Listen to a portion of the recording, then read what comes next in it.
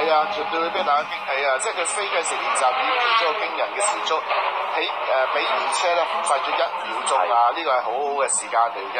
嗱講到呢度咧，我想特別要提一提咧，就係今次嘅賽例啦。咁啊，賽例嚟講，即係 WTC 每一年咧都有少少嘅更改㗎。嗱，之陽同大家介紹下好唔好啊？今次嘅試車嘅賽例。嗱，今次排位賽嚟講咧，總共咧係分3節嘅。咁以往嚟講咧，即係以舊年比較啦，往年就只係分2節嘅啫。但今次咧會分 Q1、Q2 同埋 Q3 㗎。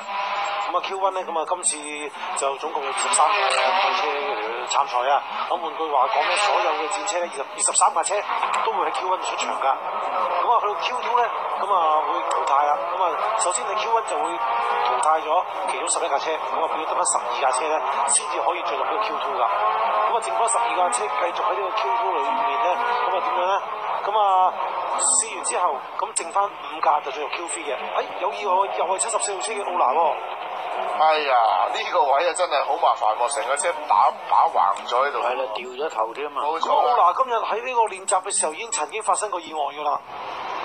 咁啊，我相信喺呢一段時間都大家估到啦。咁啊，隨時紅旗會係出事㗎啦。呢個都好大機會，因為紅旗都唔得，因為停喺度，全部車停晒喺度啊。嗱，不過要睇睇而家個紅旗幾時行好啦。咁啊，所以話口未完啦。係啦，盧比斯落嚟啦嘛，睇下個時間咁啊，但係冇辦法，大會已經出示咗紅旗，根本就冇時間攞出嚟啊。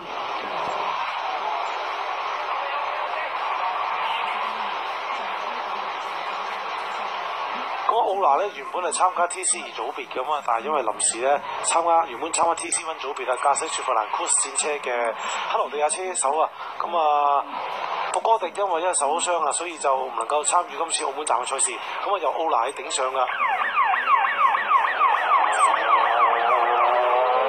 咁啊鏡頭所見，而家奧拿揸嘅部都係雪佛蘭。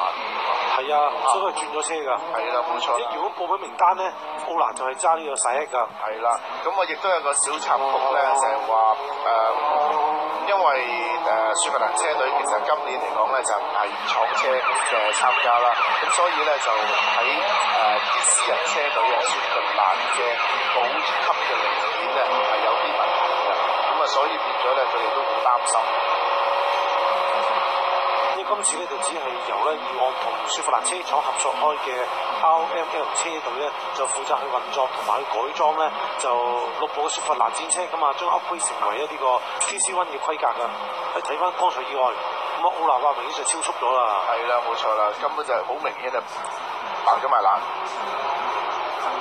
咁啊爆完之後咧彈翻出嚟咧，就根本係即係成架車就調轉咗，咁所以變咗咧嗰度咧成為大塞車，咁於是乎咧大會咧就好自然咧就出咗紅旗啦。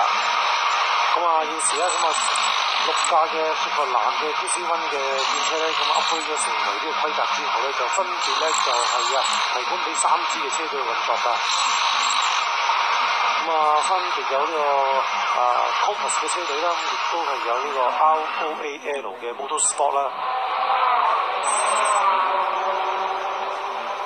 咁變咗已經唔再係呢個廠隊嚟到出戰嘅啦。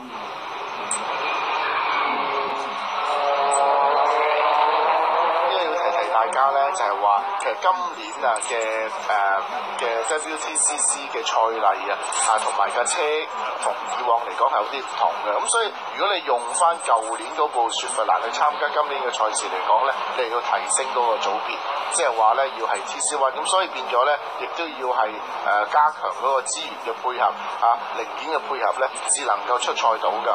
係啦，冇錯啦。如果用翻舊規格嘅組別嚟講咧，就係 TC2 嘅組別啦。咁其實今年參加 TC2 組別嘅車就好少嘅啫。咁以今場澳門站為例啦，咁